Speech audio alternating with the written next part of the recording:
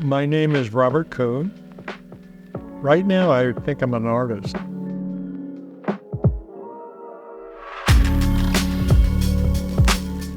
I'm retired from teaching art in the college level, and during those years, it was not always easy to get deeply involved in making art because you're working full-time teaching. But anyway, once I retired, that's what I do. I get up in the morning, I go to my little workshop area, and that's where I spend most of my day, making art.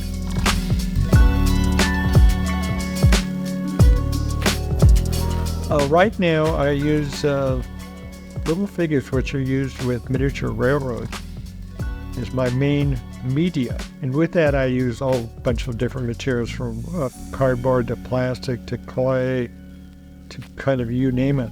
I paint it all white so the figures disappear into the landscape of the three-dimensional arena which I've built for them.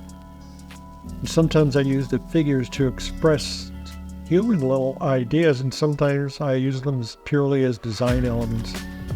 When I grew up in a family with a father who was very much into sports, and when I was a kid, I really tried hard in sports, and I learned early on that I was not great in sport. So eventually I found I was pretty good in art. And I think it really stems to the fact that everybody looking for something to become good at. And so early on I decided, and looking back, I was a terrible artist as a kid. And I remember in the 8th grade, this little girl, Yolanda, she drew horses like, oh my God, they were good. I couldn't draw a stick horse, but I still persisted. And I learned to draw in college. The Cotuit Art Center offered this juried exhibit, which means you prepare a piece and submit it. The topic for this particular show was The Dark Side. This piece of The Dark Side I created when I was 80 years old, and it happened to be the first time I'd ever submitted work to a juried show. My piece ended up being a journey from play life to a dark side. So I envisioned that as 4 rooms.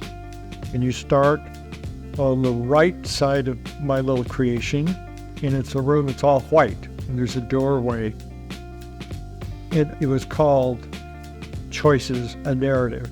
And some people go through the doorway into the next room, which is a little more intimidating, a little darker.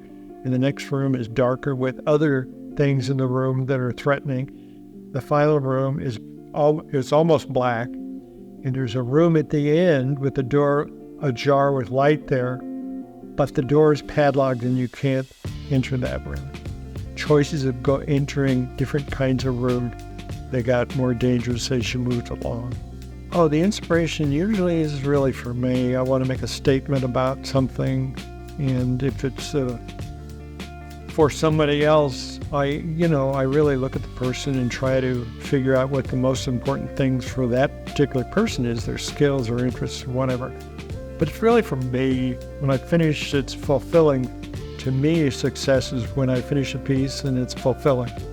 And whether I give it away or sell it or whatever, that's the success, is when you finish a piece and it all fits together and you're pleased with it. All those years I taught, my main interest and goal was in a field you might call it design. That's mainly what I taught, which is a basic structure in any kind of art. Well, I kind of centered my interest in design. And as I moved through life, in any field where there's any putting together of pieces that I find interesting in design, I'm turned on by that. And so I either like things or dislike things because of the design quality. Now, we saw a movie last night, and I see it through my own kind of lens, and anything in design will help me like the movie more or not. And sometimes it's difficult for me, where I can see something that bothers me, and everybody else loves it. Whether it's film or a festivity or shopping or anything. And it bothers me, and it shouldn't. When I was teaching, I was chairman of the department for a while, and the president of the college stopped by now and then. And for some reason, we got on cars. And he asked me what kind of car I drove, and I said, "Oh, recently we bought an Italian Lancia, and we love it." And I told him I was so thrilled by its design quality. He says, "Bob, I buy the cheapest car I can find because it gets good mileage." Here's a good example of a curse of the design. I would never settle for a car, probably, just because it has good mileage. I want something that tickles my imagination or satisfies my curiosity about design. To me, the best thing about being an artist is finishing a piece, and it's just exhilarating when all those pieces fit together. It's a personal thrill, and it's something that's difficult to share. Well, it's interesting because usually an artist will start with a drawing of what they want to paint or make.